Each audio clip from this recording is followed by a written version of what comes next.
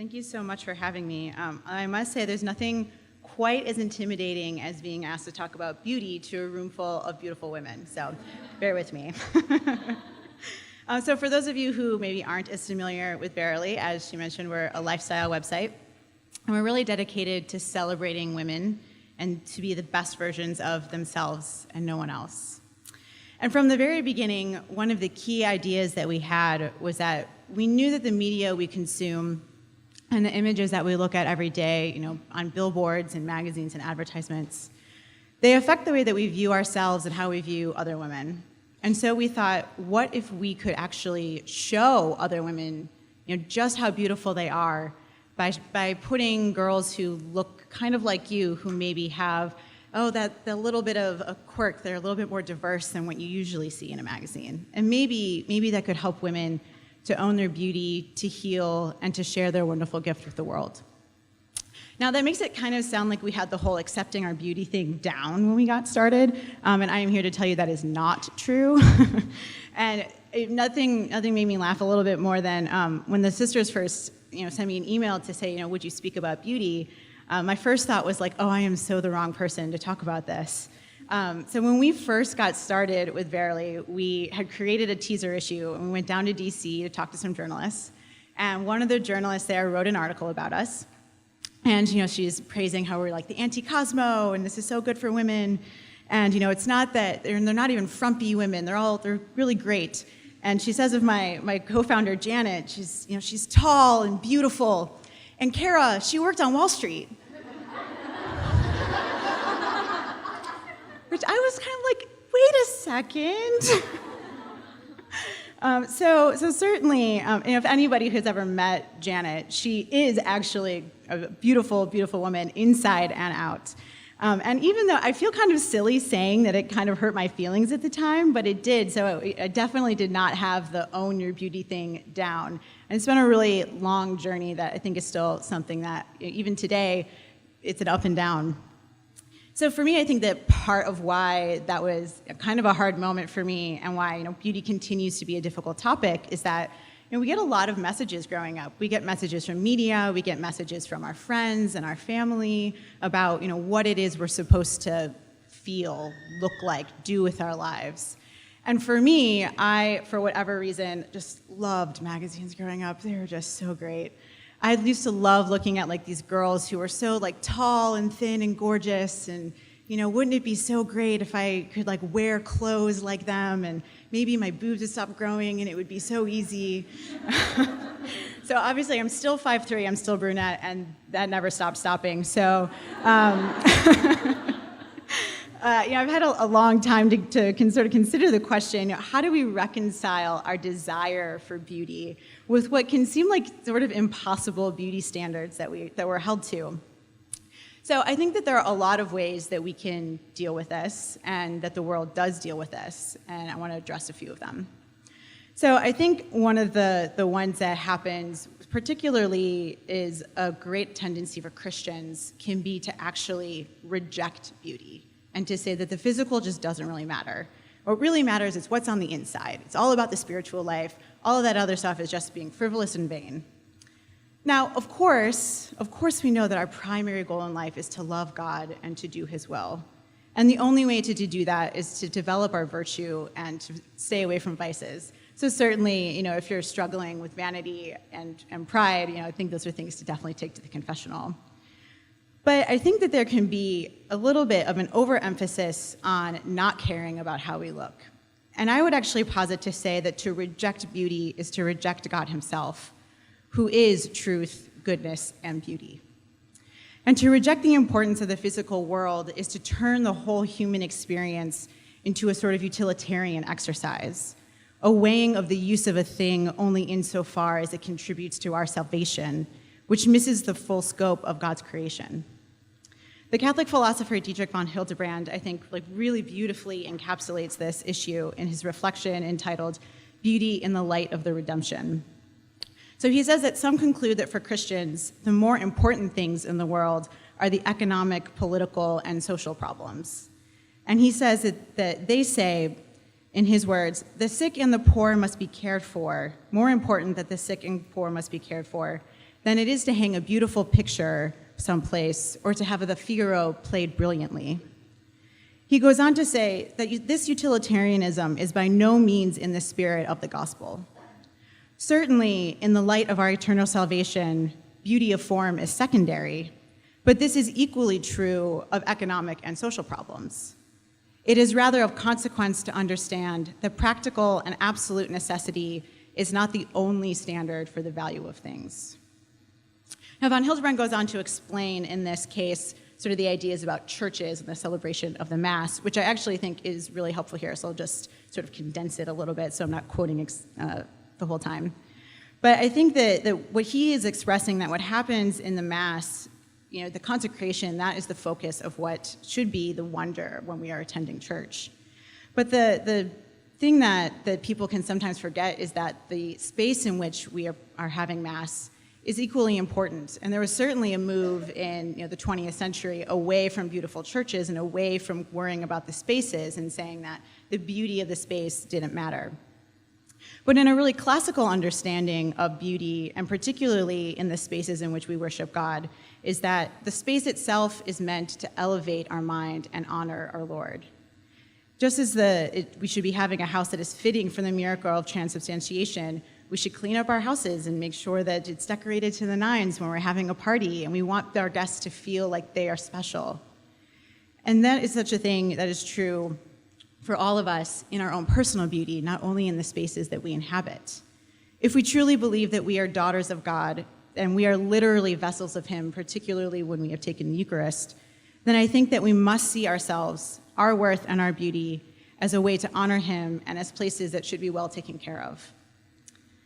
And just to spend one more moment on the idea of beautiful spaces, aren't great churches, or even a beautifully decorated house, really places that draw us in and draw us closer to Him? It doesn't even have to be in a particular style. I don't think that only like Rococo or Gothic churches are the only way to go. In particular, has anyone been to La Sagrada Familia in Barcelona? Yeah, now isn't it amazing? And it's super modern. I'm not really into modern churches normally, but it's very modern architecture, but it is just incredible. It's hard to deny that it is elevating when you walk in there. You're like, this is a place of God. And I think, having talked to a lot of friends who lived in Barcelona who aren't Christian or anything, who are like, oh my gosh, La Sagrada Familia is just incredible. And it's that's right, that's the power that beauty can have for us. And I think that that's something that is really good to remember about the power of beauty, that it is quite literally attractive. Now, if you go to the definition of the word attractive, like I did last night when I was on Google trying to wrap this all up, one of the definitions is something that attracts. Thank you, very helpful. But when you click on the next link about what is attracts, which is something that actually draws others to it. And I think that this is the thing that we must remember about beauty, is that the human heart is drawn to, it is attracted to beauty. And this is where I think we can reclaim that space, for us personally in our own lives and even for those who encounter us. There were so many times when I would go out with friends in the city, or we'd be out at the beach, and someone would come up to us and just say, you guys all look like you're just really happy and having a great time. And it's yeah, that's the joy of having good friends and a good Christian community. And it draws people in. And I think that they can see that there's something there. And we can certainly use our beauty, not in a utilitarian way, but just in a way that it makes people want to be us. It makes them interested in who we are. And here's the thing for women, that we are absolutely all beautiful. Women are just gorgeous. And we've seen this when we've done photo shoots with girls, because we'll have people who, we'll get our readers to come in and be part of the models, and they just come out of there you girls look amazing, every single one of you. And I realized that I was sort of walking around the last couple of days, and I do this exercise every so often for myself where I really look at women. It's kind of creepy. I'm on the subway, I'm really staring at someone, they're why are you looking at me? But even just looking at Mass and things like that. But when you really look at people, every single person I ever really stop and take a moment to look at, I'm wow, there's just something really cool and captivating about this person. Even if it's just wow, she has amazing hair, or that dress is so cute, Or like, man, she just looks so happy. There are things about people that are just so engaging and enticing. And I think that we need to remember that recognizing our own beauty and recognizing other people's beauty has an incredible power. So one other point about recognizing other people's beauty and just how healing that can be. For instance, my hair's down today, so it's maybe not quite as obvious, but I have ears that like stick out real far. And actually, it's something that I dated a guy once who told me that I kind of looked like one of the elves from Lord of the Rings. But he meant this in totally a compliment. It was like really cute, actually, because he's like, but that's what I like about you. It's like so cute and quirky, and it's just you. And that really resonated with me. I was like, oh, that's like really sweet that it wasn't like, obviously, it's not like, ooh, you have great ears. At least I hope not. It was much more about like they were mine, and it made me me, and that's sort of part of the quirkiness that I had. And hearing him say that just really made me realize just how much we can appreciate ourselves and other women and be affirming in that.